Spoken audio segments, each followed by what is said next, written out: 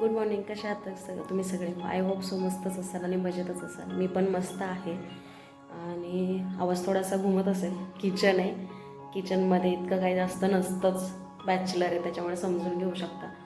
तर सकाळचे वाजलेले आहेत 11 आणि दिवस आहे आज संडे 1 डिसेंबर. तर आता म्हटलं चला पटकन देवपूजा करूयात आणि मला बाहेर जायचं आहे दौंडला. ते कशासाठी आणि का मी तुम्हाला याच ब्लॉगमध्ये पुढे सांगणार आहे. तर ब्लॉग कंटिन्यू बघा. चला देवपूजा करूयात. स्वामींना अगरबत्ती आणि दिवा लावते आणि मग मी तुमच्याशी बोलते. झालेली आहे देवपूजा. तुम्हाला दाखवते मी माझं देवघर कसं आहे. अगदी छोटंसंच आहे आणि त्यात फक्त गणपती बाप्पा आणि स्वामींची मूर्ती आहे. सो दाखवते मी.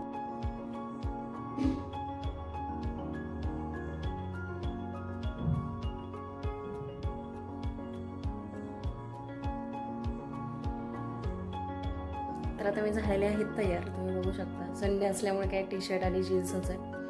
तुम्ही म्हणाले ते क्रीम तशीच दिसते व्हिडिओमध्ये, तर ते थोडंसं पिंपल्स इन्फेक्शन होते म्हणून मी लावलेली आहे. सो म्हणून तसं दिसत असेल.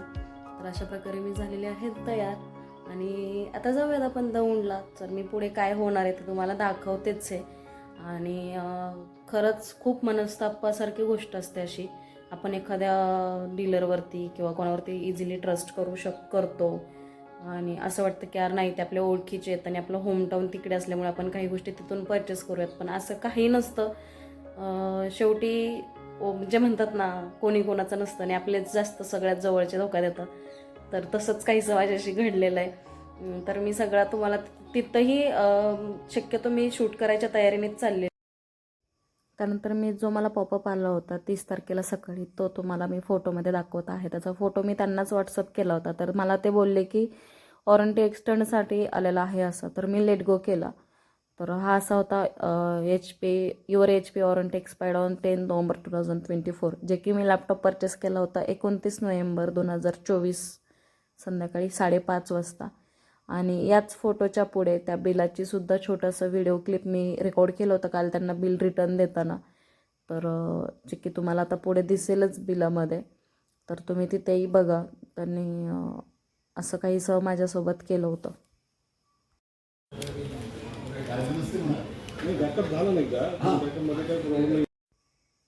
तर मी तुम्हाला बोलले होते की मी व्हिडिओ पोस्ट करेन, पण संडेला काही झाल्याच नाहीत त्या गोष्टी पॉसिबल. सगळं सॉल्व झालं पण मनस्ताप खूप झाला, मानसिक खूप डिस्टर्ब झाले होते, मेंटली खूप हॅरेसमेंट झाल्यासारखं फील झालं मला काल. त्यामुळे मी काहीच व्हिडिओ बनवू शकले नाही. पण तिथं शूट नाही घेतलं मी. पण मी कुठे काही झालं माझ्यासोबत, मी अगदी शॉपचं नाव पण एक्सप्लोअर करणार आहे. कारण की ते माझ्या ओळखीचे होते. 2-3 महिने झालं आमच्या ऑफिसच्या कामातूनच ओळख झालेली आणि चांगल्या ओळखीचे होते आणि माझ्या स्थायिक गावातले दौंडचेच असल्यामुळे मी खूप विश्वासाने त्या शॉपमध्ये गेले होते घ्यायला. पण मला नाही त्या गोष्टी आवडल्या की त्यांनी माझ्यासोबत असं वागावं वगैरे. मग मी नंतर हा विचार केला की जर ओळखीच्याच माणसांसोबत जर असं करू शकत असतील तर अनोळखी लोकांना किती फसवू शकतात कोणी, तो त्यांचा प्रश्न आहे. नक्की काय झालं होतं मी सविस्तर सांगते. तर चला सुरुवात करूयात आपण.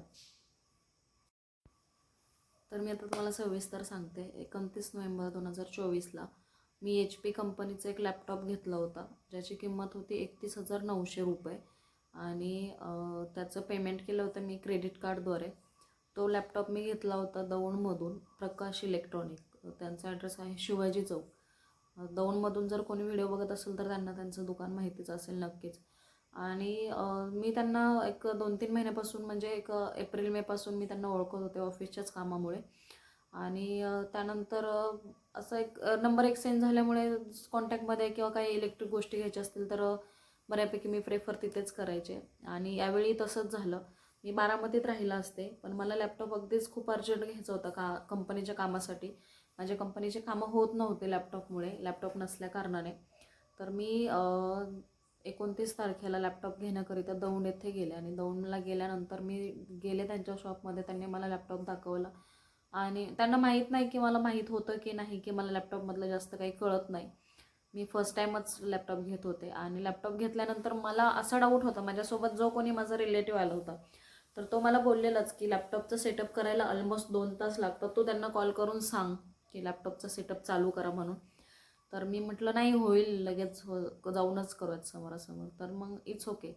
गेल्यानंतर लॅपटॉप बघितला आणि स्पेसिफिकेशन लिहिले होते त्याच्यावरती की 8 GB रॅम, 512 SSD, किंमत 38,000 आहे, पण तो 31,900ला ते डिस्काउंट करून देणार आहेत वगैरे. तर तो लॅपटॉप ओपन केला, ज्याचे मी शॉर्ट व्हिडिओ इन्स्टाला पण आणि यूट्यूबला सुद्धा पोस्ट केलेला आहे. तो सुद्धा मी याच्यात जोडणारच आहे व्हिडिओ. आणि व्हिडिओ ओपन वगैरे लॅपटॉप ओपन वगैरे केला आणि लॅपटॉप मला त्यांनी हँडओव्हर केला. म्हणजे अगदी जसं आपला एक साधा फोन असतो. मी तुम्हाला फॉर एक्झाम्पल दाखवते. माझा दुसरा फोन, हा जसा फोन आहे, हा हा हा असा आता लॉक आहे, पण हाच फोन आपण ज्यावेळेस नवीन घेतो, बॉक्समधून बाहेर काढतो, त्यावेळेस त्याची पूर्ण प्रोसेस असते, सेटअप असतं. आणि तसंही त्याच पद्धतीने लॅपटॉपचा असतो, हे मला माहीत नव्हतं. आणि हा जसा आता फोन बघताय तुम्ही की हा आता स्क्रीन लॉक फोन आहे, हा दॅट्स इट, तसा तो लॅपटॉप स्क्रीन लॉक होता. आणि स्क्रीन त्या बॉक्समधून बाहेर काढल्यानंतर असं बटन प्रेस केलं की तो लॅपटॉपसुद्धा असं सेम चालू झाला. म्हणजे त्याचा ऑलरेडी सगळा सेटअप वगैरे जो काय होता तो होता, झालेला होता. पण मला माहीत नव्हतं की असं काही असतं म्हणून. आणि तो लॅपटॉप मी त्या दिवशी घरी घेऊन आले. मला वाटतं शुक्रवार होता, फ्रायडे इव्हिनिंगला मी तो लॅपटॉप घेऊन आले. आणि लॅपटॉप घेऊन आल्यानंतर मी फ्रायडेला खूप ट्राय केलं की माझं आता मेल आय डी चालू करूयात, आपण आपलं काम सुरू करूयात लॅपटॉपमधून. या हिशोबाने मी लॅपटॉप चालू करायला खूप प्रयत्न केला. लॅपटॉप चालू होता, पण mail I D log in होत नव्हतं त्याच्यात. मी म्हटलं की मोबाईलचं जसं असतं तसं काही नसेल, आपण स्टोअरला जाऊन चेक करूयात. त्याच हिशोबाने मी सॅटर्डे इव्हिनिंगला स्टोअरमध्ये गेले 7 वाजता. आणि 7 वाजता गेल्यानंतर मला तिथे कळालं की या लॅपटॉपचा पॅनल खोललेला आहे, म्हणजे ओपन केलेला आहे, याच्या आधी रिपेअर केलेला आहे त्याला. म्हणलं दुसऱ्या शॉपमधून घेतला, त्याच्यामुळे शक्यतो सांगतात असं की असं आहे तसं आहे. पण मला शनिवारी सकाळी एक 10च्या दरम्यान मी लॅपटॉप ओपन करून गाणी लावले होते. तर त्यावेळी मला पॉपअप आला होता की your HP warranty is expired on 10 November 2024. मी त्यांना त्याचं पॉपअपही पाठवलं. तर मला बोलले की एक्सटेंड वॉरंटीसाठी आहे ते. म्हटलं इट्स ओके. मी लेट गो केला तो विषय. संध्याकाळी mail I D log in करण्यासाठी स्टोअरला गेले मी, एक्सक्लुझिव्ह स्टोअरला, सर्व्हिस सेंटर, तिथे गेले. मला त्यांनी सांगितलं असं आहे.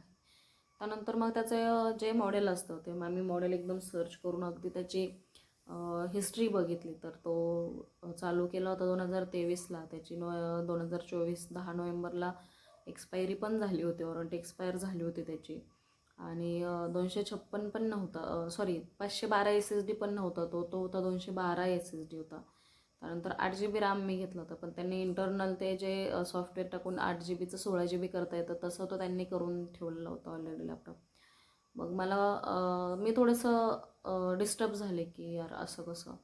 मी त्यांना कॉल केला तिथूनच, तर मला बोलले की नाही असं काही नसणार आहे, उद्या तुम्ही शॉपवरती येऊन जा. म्हणलं इट्स ओके.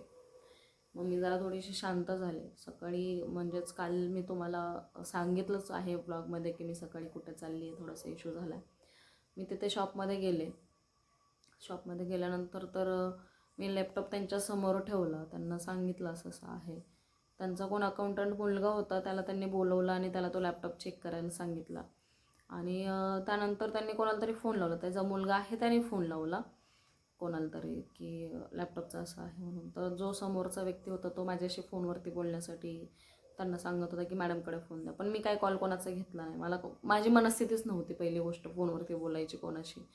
तर मी काय फोनवरती बोलले नाही. आणि त्याच्यानंतर त्यांनी असं ठरवलं की दुसरा लॅपटॉप घेऊन जा म्हणून. म्हटलं मला दुसरा लॅपटॉप घ्यायची इच्छाच नाही आहे, कारण की आता तुम्हीच विचार करा मी कसं त्या शॉपमधून लॅपटॉप घेणार आहे ते. मग मी त्या शॉपमधून लॅपटॉप काही घेतला नाही. मी म्हटलं मला कॅश रिफंड हवी. क्रेडिट कार्ड पेमेंट होतं, कारण मी EMI केले होते. मग मी विचार केला की तेच पेमेंट मग मी दुसरीकडे कॅशमध्ये भरून अगेन मी दुसरा लॅपटॉप परचेस करेल, असं माझं प्लॅनिंग होतं.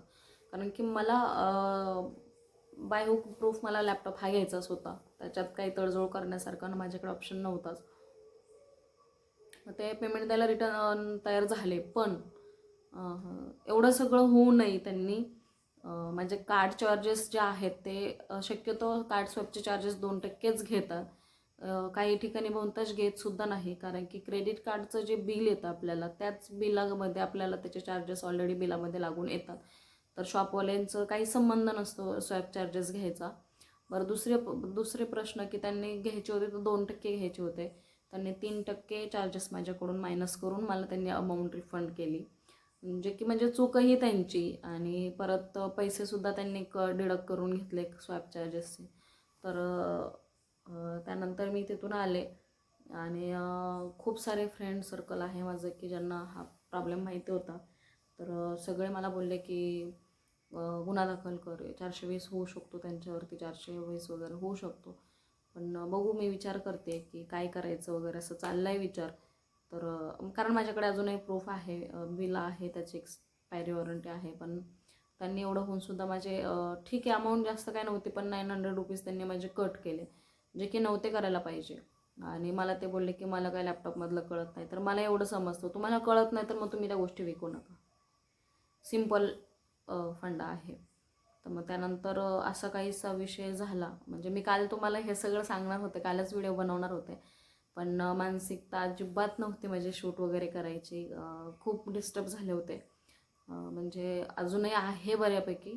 कारण आपण एखादी वस्तू घेतो की जेणेकरून आपण त्या वस्तूशी ज्यावेळेस आपली ती पैसे देऊन आपली ती वस्तू होते त्यावेळेस आपला त्या लगाव होतो त्या वस्तूसोबत.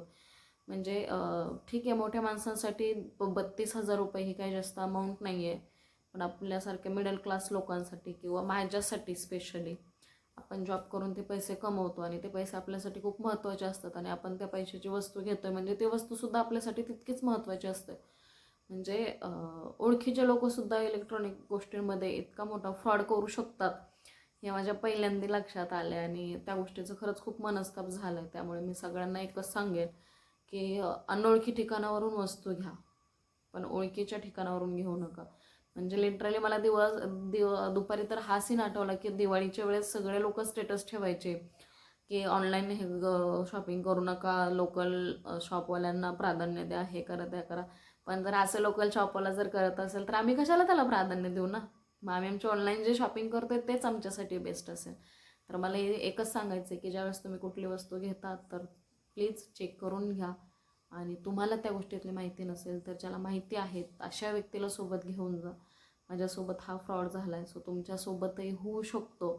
आणि ते जर माझा हा व्हिडिओ बघत असतील तर मी एकच सांगेन, जर तुम्ही ओळखीच्या लोकांना एवढं फसवत असाल तर बाकी बाहेरच्या लोकांना किती फसवतं हे तर आता मला विचारही करवत नाही आहे. म्हणजे आयुष्यात कधी मी तुमचं शॉप कधीच कोणालाच रिकमेंड करणार नाही, कारण की मी आधी खरंच खूप म्हणजे अगदीच जास्त नाही म्हणता येणार, पण 3 ते 4 लोकांना मी रिकमेंड केलं मोबाईल घेताना की इथून घ्या, इथून घ्या म्हणून.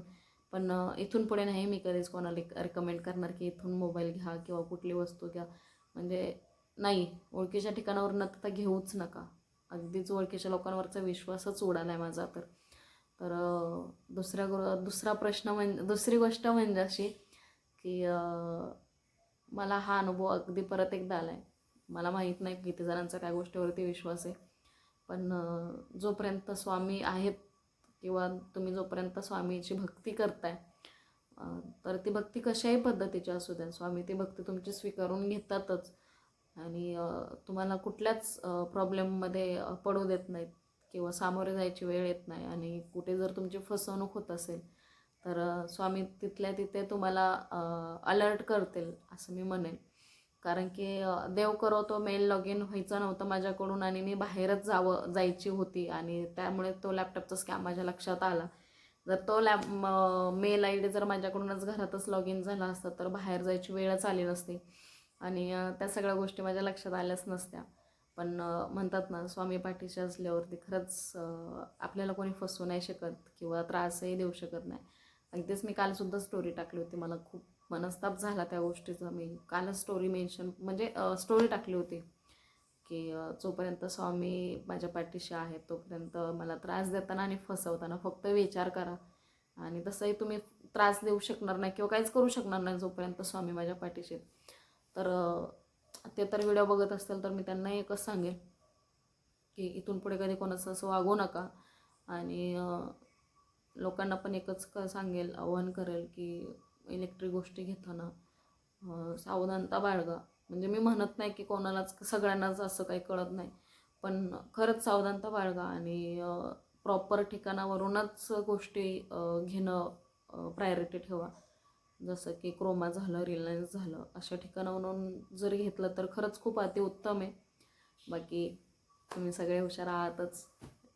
आजचा व्हिडिओ इथेच थांबवेल मी. सो श्री स्वामी समर्थ.